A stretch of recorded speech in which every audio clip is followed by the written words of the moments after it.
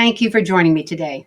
I'm Madelyn Blair, and this is Unlocked, a show all about opening possibilities so that when you're hit with the unexpected, you have choice. You know, we spend our entire lives creating in one way or another a career, a family, a business, a piece of art. Yet rarely do we think about how we can do so in collaboration with others around us. In business, innovation is key to thriving in today's marketplace, yet innovation depends on teams working together creatively. Just think about how much more you can attain when you bring in others and combine their skills and perspectives with yours.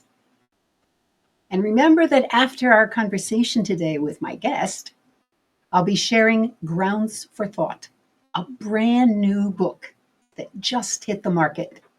So stay tuned.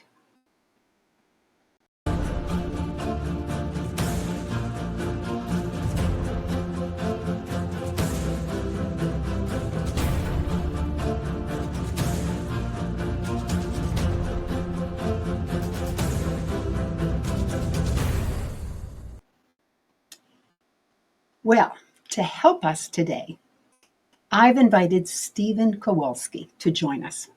Stephen is an organization development consultant, speaker, executive coach, and the author of Creative Together, Sparking Innovation in the New World of Work. I'm going to bring him on while I continue to tell you that he has more than 25 years of experience facilitating the creativity of scientists, engineers, business leaders, and professionals to deliver bold solutions that are scalable and sustainable through his firm, Creative License Consulting Services. Creating together isn't easy. Stephen, thank you for joining me today. Great to be here, Madelyn. Wonderful, wonderful. I can't wait to get into our conversation because creativity is really high on my list of things of what I think everybody should feel they have and have that capacity. So, all of us believe we understand what creativity means. But what do people not realize about creativity that you have found in your research? Thank you so much. This is an essential and foundational question. Most of us believe that creativity is about the possibility side of the equation, but actually creativity is about dancing in the intersection of purpose, possibility, and constraints. And that's where the magic happens, actually. So in relationship to some purpose, some reason why the status quo isn't good enough, or we have to change, or we want to change, right? So that's our purpose, our reason why. And then we dance and toggle back between possibility and constraint. But possibilities can't turn into innovation without an awareness and understanding of the constraints. And if we're too focused on the constraints, then we're not engaging in some of that open thinking that brings new value, right? So that's the first one, I would say. And then second, I would say most people walking around think that creativity is an ability. And every time I ask folks, where are you on this creativity continuum from highly creative to not creative at all? It comes out as a bell curve. And it just shows, it demonstrates that we have this ability mindset about creativity. Creativity is actually a potential, which means it's there when we need it. And it's the circumstances that change, not how creative we are. And actually what you said about, taking accountability for the unexpected and for choice, right? We are accountable for seeing the circumstances that give rise to creativity and to fostering circumstances that give rise to creativity. So those are two of some of the things that we often don't get wrong about creativity. I just love the fact that you began with this discussion around constraints of all things. Yes. Because oftentimes when I've worked with teams, that's what they'll focus on. Well, we can't do this, we can't do this. I said, believe it or not, that's going to stimulate you to more creative thought. Absolutely. The constraints are critical. And some people are more constraint oriented and some people are more possibility oriented. And it's so critical to have both on the team and then to keep going back to that purpose, keep reinvigorating that purpose. That's what drives it forward. Love it. Okay. Now, I'm also always curious about what draws people to work in certain areas. I mean, I work in resilience, right? It's actually a relatively new thing given my length of my career. So, what drew you to explore creating together? My work leading and participating in teams and facilitating teams uh, really highlighted the fact that people are still in an old story of what creativity is, not understanding how important it is in this day and age with what's going on in our world and how interdependent and complex and ambiguous and chaotic sometimes things are, how critical it is to create together. It's no longer this lone wolf or this lone team or this lone, innovation hub off in a corner somewhere or in their special room with all the fun furniture, right? We can't do that anymore. And so I'm watching team after team after team kind of struggle with some of the dynamics that can show up when we do get creative together or when we need to get creative together. That really led me to the authoring of the book Creative Together, as well as a lot of my work today on this topic. Fabulous. You know, when you were talking about that just now, I, it recalled to my mind a story that I heard from MIT. Uh, there used to be a building in MIT. It was called Building A, I believe, and Hmm. it was just an old building left over from the World War II. But and so the labs in it were kind of just in a row, so that when you walked in to get to your lab, you had to walk through several other labs. Well, what happened was there was more innovation that came out of Building A than anywhere else at MIT. Why? Because that interaction was creating even more ideas. Yes. One of the products that came out of it was Bose, the famous speakers. Fantastic. Yeah, so you're right on. Ah, I love it. I love it, and I can understand how you got to this point and how. Yeah, I'll just stop there. Now, in your book, you refer to, or the title, I should say, it's called "The New World of Work." Now, I think you hinted at that, what Yes. that means, but what does that really refer to? Well, that we are dealing with a kind of uncertainty and unpredictability and interdependence that we haven't seen. And again, back to this notion of how we thought creativity happened, and if we have to ring fence it, and the more input I have, the more connections I have, the better. Strength comes today in today's world of work through our networks, not through some kind of protection or working in secret. In the book, I reference the 10 Commandments of entrepreneurship that were discussed, decades ago. Right? We just can't work that way anymore. We're too intertwined with each other. What happens over there influences what happens here, and we need to be aligned. We need to connect. We need to find that strength in the networks, and we need to understand that there are new ways of working, like agility, where we're working in shorter iterative cycles. We're experimenting, we're prototyping, right? With design, bring that design thinking mindset in. So it's a different way of working that takes into account some of the chaos and the complexity that's going on in our world today. Fabulous. Now, before we get into the nuts and bolts, there is one question I want to make sure we cover Mhm. because we're talking about creativity. You've got a team, et cetera, or a group of people, or whatever. So, what role does leadership play in building these collaborative projects? Yeah, and when you ask that question, I think about the leadership that's our current model, and I think leadership maybe emerging models. So first, I'll answer maybe in the current model, right, where leadership is a job, and in that current model, leadership plays an incredibly important role. We need direction. We need to understand the guidelines. We need context, right? We need our leaders to focus our creativity on the business critical arenas, right? We want to increase customer satisfaction while we decrease the cost of our service delivery, right? So if a leader gives a vision like that, or a challenge, an innovation challenge or a creativity challenge to their organization, they're focusing the creativity, they're helping channel it, right? And then what are those guidelines?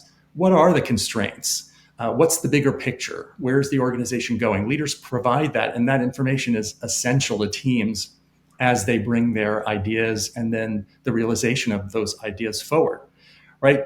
That's kind of in the old model. In the new model, I talk about this a little bit in Creative Together. Sharing leadership is becoming more and more the norm.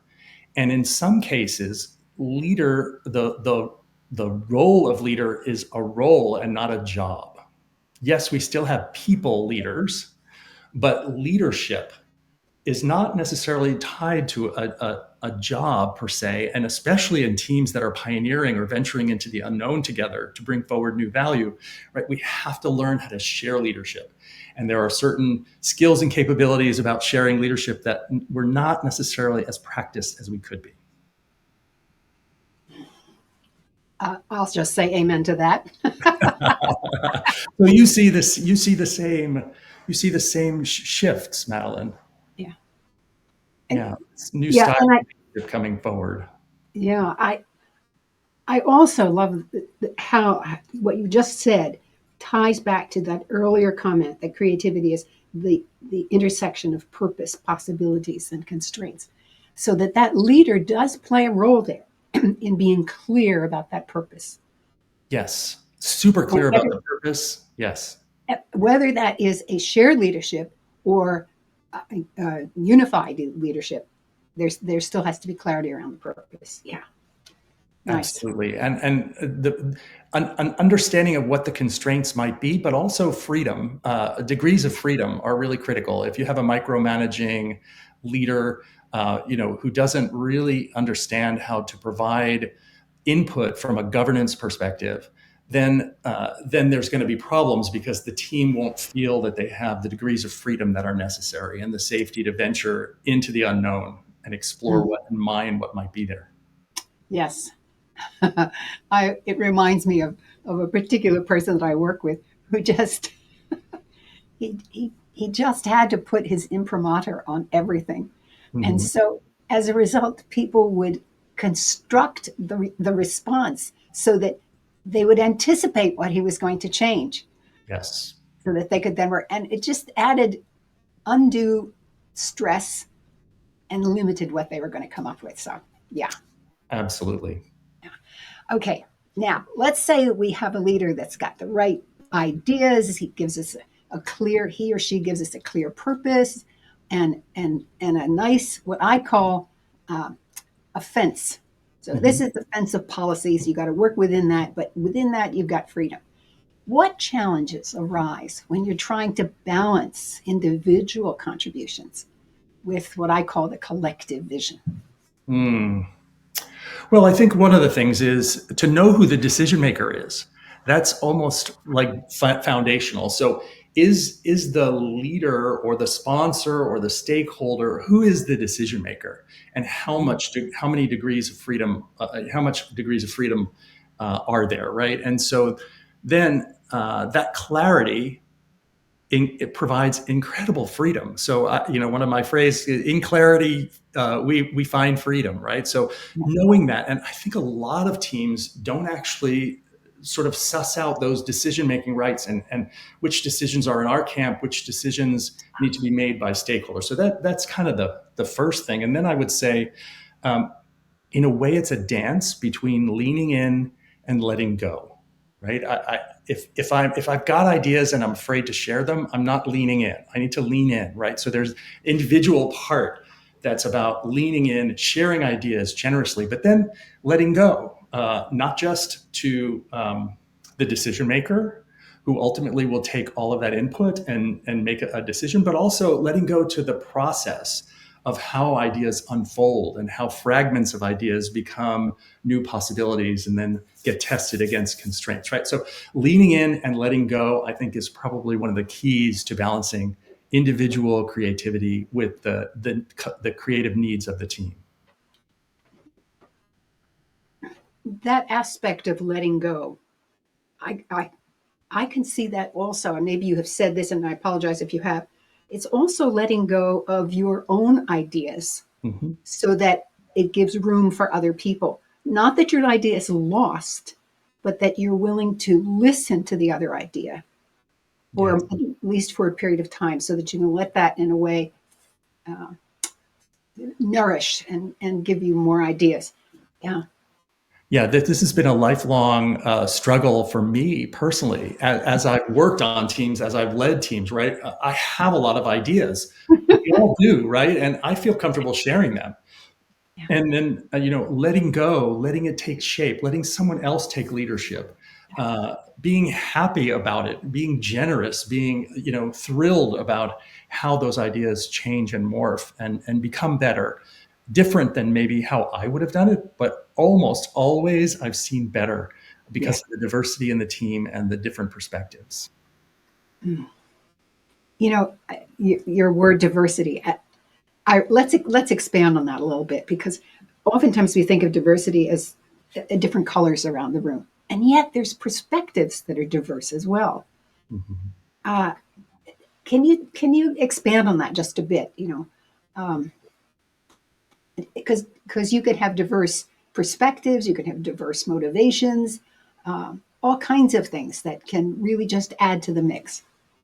Absolutely. Well, when we realize that creativity is a potential and not an ability, Yeah, and what changes is the circumstances, then this thing that we've thought of as elitist or special or doled out in different doses is actually like becomes incredibly common and ordinary. And what's special and unique is what people bring to their creativity, the reason they care to create. You said motivation. What motivates them? Their style. We talk about creative styles and how those styles interact on a team and in projects and in organizations, right? My life experiences, all the mistakes and failures and what I've learned from them, my entire uh, network of life experiences, right? That's what's special about my creativity. Not that I'm more or less creative. We can stop the whole comparison thing, right? Because we all have this potential, and it's how we use it. It's how we bring it forward, how we bring our life experiences into it.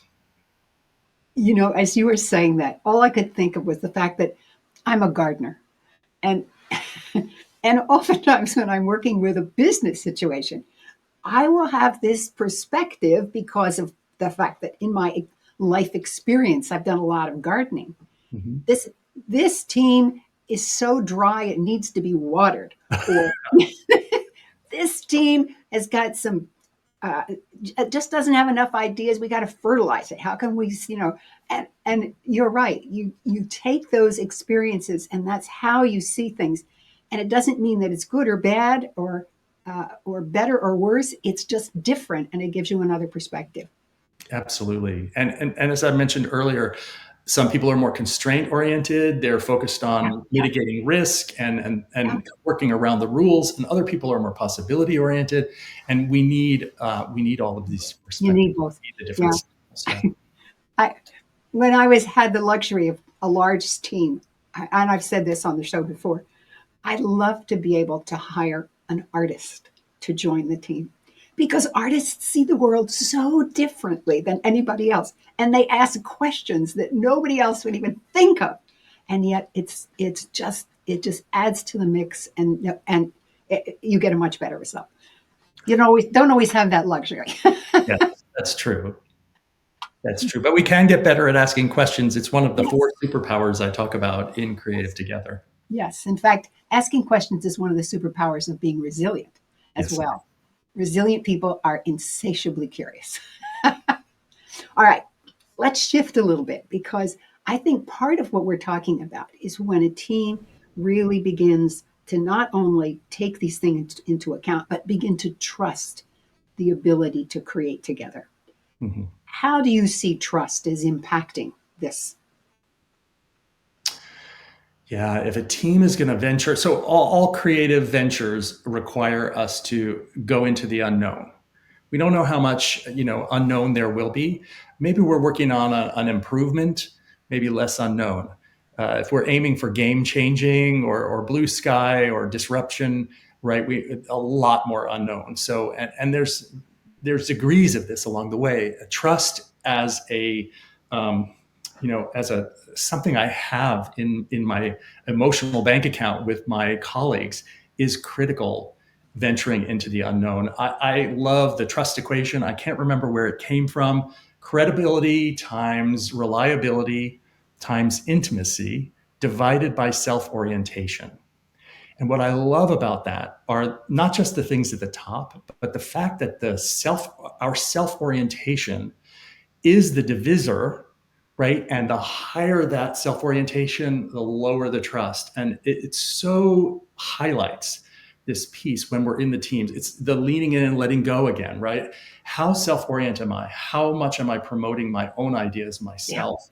That has a huge impact on trust, and that trust is critical when we're in the unknown together. The idea of the self-orientation, when you first said the word, I thought, oh, self-identification, but that's not it at all. Because the better you understand who you are, the more confident you are to let go. Because you know who you are. Yes, absolutely. You hit the nail on the head. It's so true. Yeah, the self-orientation is more, like it's about me. Yeah. Right. And like I worked with a leader who said, I gave them all of my input and they didn't take it. Why did they even ask me? That's self-orientation or self-importance, right? That's kind of what we're talking about. Yeah. Yeah. Thank you. All right.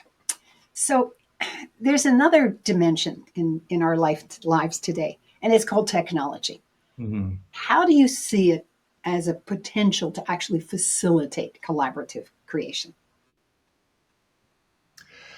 Well, a lot of it is about which technologies we're talking about, but technology is an enabler and a constraint. Mm-hmm. And I think sometimes we don't like people say, "Oh, AI, AI, AI." It's not only an enabler, but it's a constraint, right? That has to be taken into account. And so I encourage teams to work with technology and see both sides, the possibility of that technology, whatever it is that's helping them, whether it's biomarker assays in life science, or whether it's some kind of programming that makes something possible in an app.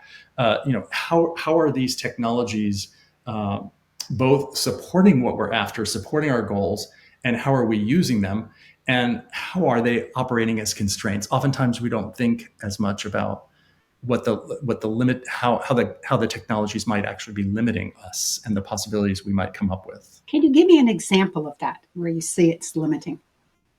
Well, I was writing the book, and the word processing program that I was using was just the whole interaction with this word processing program was constraining me in ways that I had to acknowledge. Right, it was different than if I was, sitting in a wisdom circle, and sharing stories and hearing from others. Right, I'm in this technology.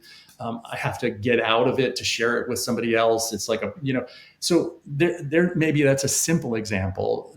And I would encourage people to think about how technologies are both enabling what they're after and could be acting as a constraint.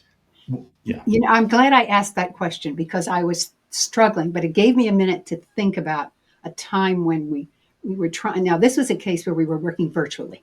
Mm-hmm. Okay, and there, technology is wonderful. You actually can work creatively, dynamically, real time with people literally all over the world. And I've done it, and it is fabulously fun. And then they introduce a technique or an app that allows you to put things up on the screen, and they share a whiteboard. And all of a sudden, the whole productivity of the group just goes because Yes. it is so complex that you don't know what to do. I'm sure you've experienced that. Well, Jamboard, Whiteboard, Miro, lots of these white space collaboration technologies, right? They're incredible that we have them. I just remember, I'm old enough to remember the Jetsons, and Jane Jetson talking on her video conference, right, which didn't exist back then in the early '60s, or maybe it did in certain very specific instances or uses, right? But now it's everywhere, right? So the technologies are there. uh, we need to learn how to use them, and then also pay attention to what we might not be seeing or what we might be missing because of them. And yes, they do. When we're doing collaborative work and we start focusing, on a Jamboard or a white space or somewhere generating ideas, we lose oftentimes our connection. Right, we're off the meeting in the Jamboard. Right, we're not looking at each other anymore. Right, and there's value in that, but there's also something to pay attention to. You just touched on something which goes back to my question about trust. I think that ability to see each other is part of that trust building as well. Yeah, because you want to know how people are reacting, literally how they're reacting. And in a room, you can see that. And even on a screen, you can see it as long as you can focus on the visuals, on the people, not on the whiteboard. I also found that when they introduce a tool like that in a session, that people are at different levels of understanding of the app. Some people have used it, some people haven't. And that tends to be a constraint. Well, we all know that technology has done amazing things for us, but I always like to throw it in to see Yes. what does it do to us when it comes to creativity. All right. Well, I think it's time for us to talk about an example of a really successful collaborative project. So we can talk about what some of the key factors are that really made it happen. I know I have a story, but I want yours first, Steve. Okay, and then I want yours. All Uh, right. I would say, when I think about that, I think about a project. So this is before the pandemic. So let's take it with that grain of salt. Yep. I was working on a team developing the enterprise approach to working flexibly, which included, social aspects. It included technology. It included space. Right. So this whole philosophy around working flexibly involved more than HR. So I was in HR. And what we did was we brought 4 departments together that all touched this piece, right? We brought corporate communications because they held, in a way, the mission, our campus strategy, engagement strategy, and all of those pieces. Facilities, what we called site services at the time, right? They actually held the space, right? So do we need to reconfigure spaces? How do spaces support flexible working? HR, people policies, and employment law, things like that. And then the fourth one was the IT department, who had, the equipment, the hardware, the software, all of those pieces that were going to enable that. So this bringing together of different functions, in other instances, these functions might actually argue over who owned this and exclude or protect, right? But we really set this up as a shared accountability between these 4 functions, shared ownership. I mean, it was a huge part of what we were able to do and the value we were able to create. And then we did spread the leadership of different parts of this across these 4 functions. So no one function was actually necessarily even taking the lead. We started something, and these 4 functions now work together on employee value proposition, campus strategy, and so forth. So I would say that's a good example of how thinking outside the box about who to include and how to include partners and allies can make a huge difference in this arena. Mm, Truly sharing leadership, truly, yeah. and And I love the fact what you said was that it actually created a new leadership model, so to speak. yes, created a new model for these organizations to work together that in the past, maybe they shared their goals and what they were working on, so they didn't step on each other's toes. But that's so different than co-creating value together. Yeah. Mm, nice. And And you said you had an example, Matt. yes, yes. And unfortunately, you told me that story, and now I'm thinking about some other ones. But that's okay. I'll tell the other one because it's a fun one. I was working with an organization that was literally on their way out. They couldn't figure out how to recover from some issues that they had. And it turned out that it had to do with the fact that they couldn't get information and knowledge across the organization fast enough. Mhm. And the one thing that I did when I came in was I said, I want a person from every group and from every level. So it was sort of like a diagonal, Mm. and that every single person, didn't matter what their grade was, they represented that function area. And we got that established from the very beginning. And within 6 weeks, we had identified all the flows of information that were really needed to make the place run. Mm. And they recovered. Awesome. And I know it was because there were, as you said, people from the all the units that had to be a part of the solution. Well, that's. I think there's a similarity in some ways with this end-to-end thinking about who to include, and then including those folks generously and with a sense of respect and contribution, right? So uh, Mm, I think there's a theme of that runs maybe between our both of our stories. yeah. In fact, it reminds me of another story. Oh, if you'll bear with me, I was working with a board, and I mean, this was a board that was made up of people from the staff. So there were people again at different levels, Mhm. and we began working together on the issues that they wanted to do. And I began by having them tell a story of something a project they did that was they were so proud of.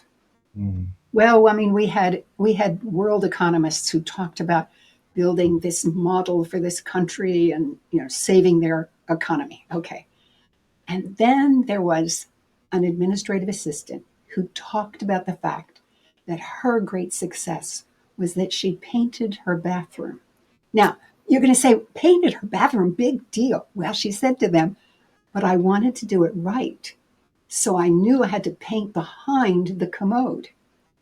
And she told in this story how she went to the hard, to like Lowe's or Home Depot or wherever, found out how to do it, how to take the commode apart, how to put it back together, and she did it all herself. Well, let me tell you, when she finished telling her story, she was the star in the room. Oh, And that's. everybody deferred to what she had to say. Mm. What I love about that, Madeline, is she danced in the intersection of purpose, Yes, possibility, and yes, constraint. yes. It's such a great example of that, right? And people will see that right away and see, wow, you did that. You made it happen out of that dance in that intersection. Yeah. Good point. I hadn't thought about that, but you're right. Yeah, no, I'll never forget her. She was just marvelous, and she was so self-effacing. Well, that's what I had to do. So I hope she's enjoying that bathroom. I know she is. All right. Now, the other aspect I think of working creatively is when you have uh, individual creativity that's really stellar. I mean, there are some people, as you say, they're just creative by nature, um, and they're coming up with 1,000 ideas. Mhm. How do you kind of balance that? Because you talked about the fact that you also need the other people who think about constraints or whatever. How do you deal with that and still maintain a really cohesive group? Yeah. First, I want to go back to something. I just want to reiterate in the potential way of approach of looking at creativity, seeing it as a potential, we are actually all creative by nature, Yeah. right? And so I just want to underscore that because sometimes we have this myth that it's the people coming up with the ideas. Um, it's not just the people who are coming up with ideas. That's why the people who are coming up with ideas need the people who understand the constraints, and they need the people who are connected to the engine that's driving the purposes and the innovation challenges. So I just want to point that out. There's a great Harry Truman quote about how it's amazing what we can accomplish when we aren't seeking credit. So I think I'm gonna veer us into the arena of ego and how ego plays out in when we're creating together. So again, back to leaning in and also letting go, right? If I am seeking credit for my ideas, or if somehow being the idea person is tied to my identity, I'm going to have a harder time creating together. And this shows up. We could talk about the four creative styles that came out of my doctoral research. Three of those styles, the entrepreneur, the soloist, and the rebel, these three styles are a little more focused on, I'm the one with the ideas, my vision, my sphere of influence, my ideas. And the fourth style, the collaborator, actually doesn't really care who comes up with the ideas. It's Yes. about the evolution of ideas for the collaborator, right? And so this notion of credit, and I think Harry Truman just said it beautifully. It's amazing what we can accomplish when we're not seeking credit. Credit seeking, proving our value, right? These are squashers of the circumstances that give rise to creativity. So that's one. And the other one is protecting. And I think this is rampant in organizations. Like, I can't share the presentation with you until it's approved through 3 levels of approval. And we can't share that information with you yet because it's not completely baked. And we can't do this and we can't share that. And you'll see it at the meeting in a month, right? All of this stuff, I'm not going to give you access to that. All of that protecting that goes on in organizations. Some of it is important for legal reasons or for patent reasons or confidentiality reasons, but most of what I see is some misguided representation of ego in the process of creating together. So I think seeking credit and protecting are squashers of the conditions that give rise to creativity. I I like your 4 styles, by the way.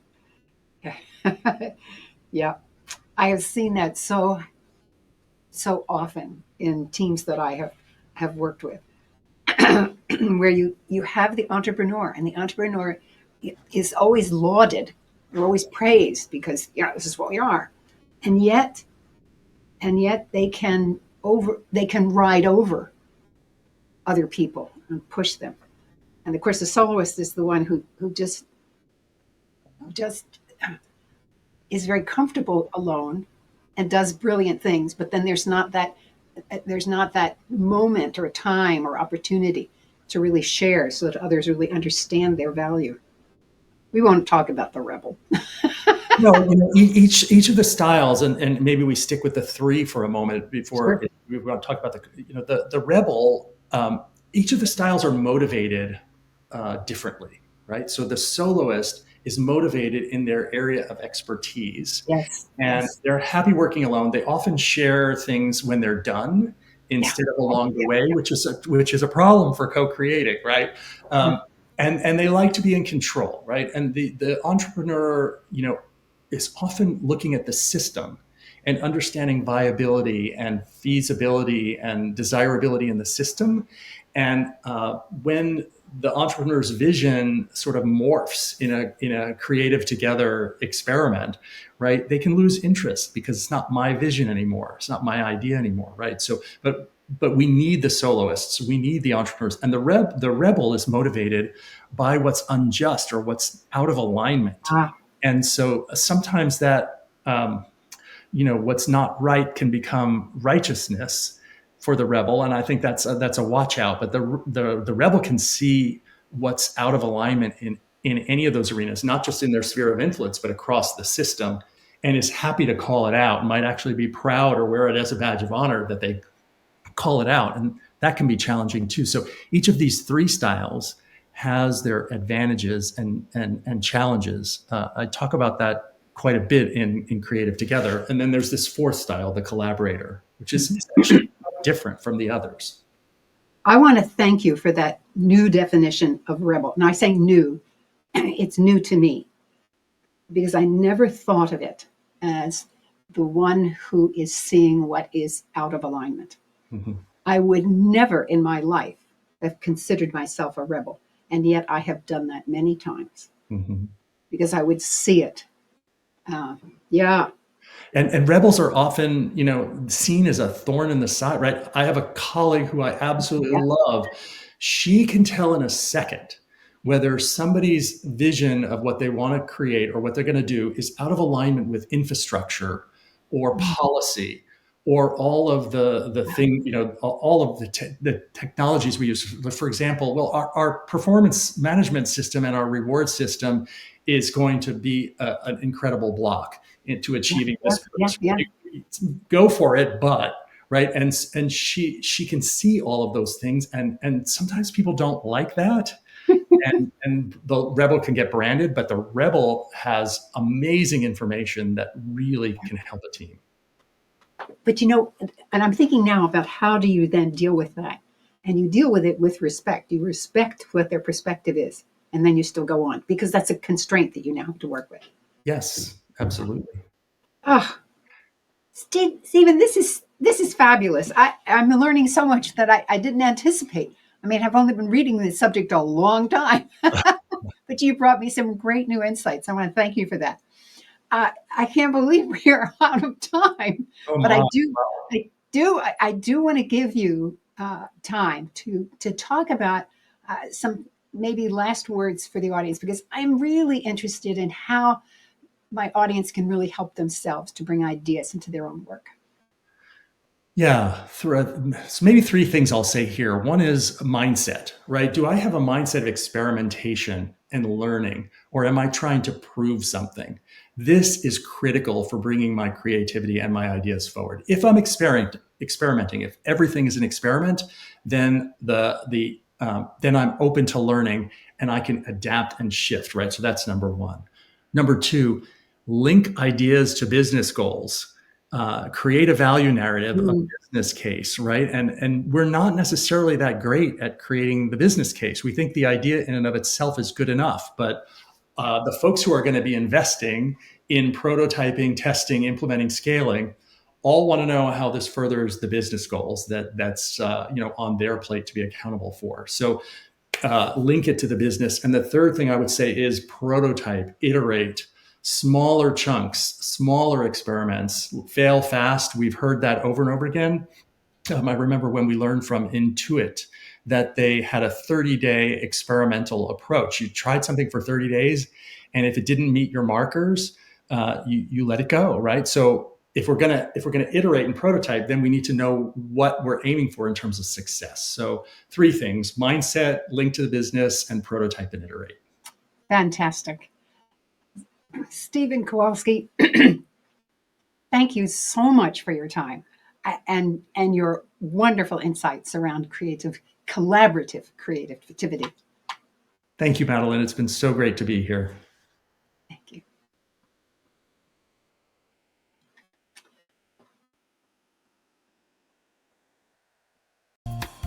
Every now and then, there is something that changes how I think about the world. Grounds for Thought is a place where I talk about these moments so that you can explore the meaning for yourself. Pattern Breaks, A Facilitator's Guide to Cultivating Creativity by Michelle James. Every now and then an author shares their book with me before it is released and when it is still in the formation stages. Now they've already put in months and months into its creation, and still the editor or maybe even themselves says you got to refine this, you got to strengthen that, you got to discard this, or make that point front and center. It's a real honor to be invited to read such a book. You learn about the topic and you learn about the author. On October 5, 2023, about 4 months ago, I interviewed Michelle James on her work and the book.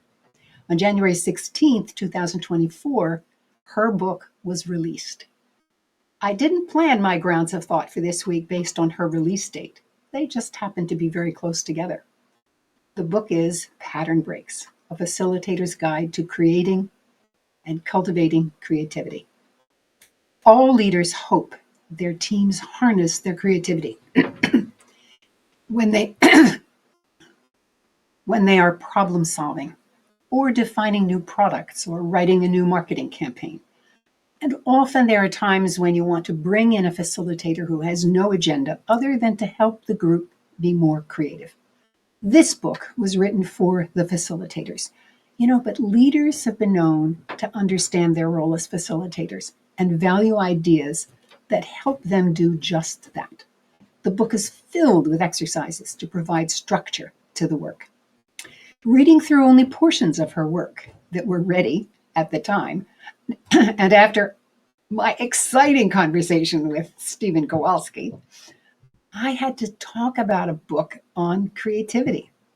With all this in mind, as I read James' book, there was one exercise that I immediately knew would change how I work with a group, especially a group that has just been brought together. My immediate thought was for all the virtual meetings I attend. After the first thing that the leader does is asks everyone to introduce themselves by telling their name and what they do. This is done to help bring the group together and give stragglers time to join in. But it's also done in face-to-face meetings. Now, when I participate in such activities, my mind is first attending to how I will introduce myself to others so they know that I have something to offer. Now, that's the nice way of saying that I want them to know that I'm very experienced and I can bring a great deal to the table. So they better pay attention, all in less than 20 seconds, of course.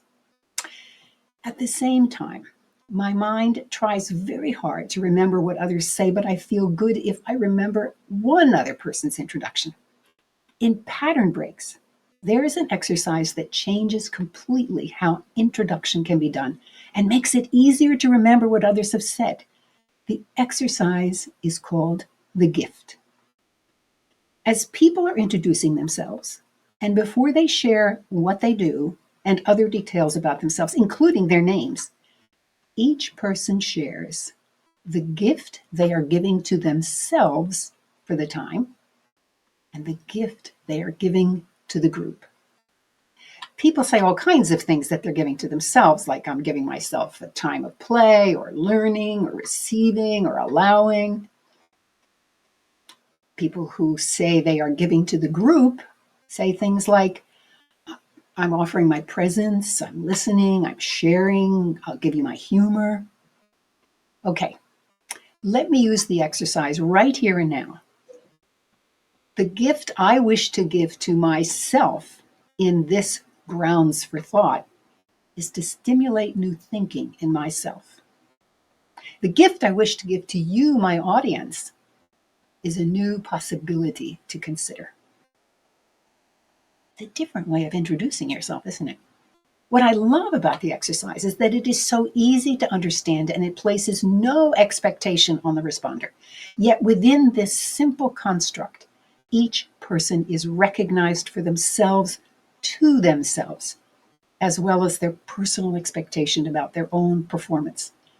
That is so powerful, as it immediately gives the feeling of belonging to each person and sets an obligation to the person on themselves and no one else. When finished, there is among the group an energy of a safe, supportive space in which to work together. And that's very much the definition of a creative space. This simple exercise makes me think. I have used other techniques when I work with a team to create the same kind of space. But this exercise from Pattern Breaks is so simple and engaging. It is one of my favorite openings for virtual groups. James herself says, I like to have the group get to know each other as people, as other creative humans, before the left brain gets in there making evaluations about who someone is and what they do. I find it levels the creative playing field when people just meet in their creative selves first in an environment to set up for support, unquote. How does this stir your thinking for watching this piece? If you see another possibility, let me know. Send me an email with how this exercise has stimulated new thinking in you. I promise to read and respond to you. That's it for Grounds for Thought for today. Pattern Breaks, a facilitator's guide to cultivating creativity. by Michelle James. I want to thank you for joining me today. I hope you have enjoyed the conversation and learned something new. If you're curious about the background of this show, check out my book, Unlocked. Discover How to Embrace the Unexpected, available on Kindle, audio, and paperback. And if you'd like to explore what it means to build and nurture your resilience with me as your mentor, schedule a conversation with me by sending me an email at Madelyn at madelynblair.com. The first 30 minutes are free. What did you learn today from today's show? Make a comment in social media about what you learned and might do differently as a result. If you're on YouTube, click the like button. And if you haven't done so already, subscribe. I'm Madelyn Blair, and I'm wishing you infinite possibilities as you unlock your creative genius.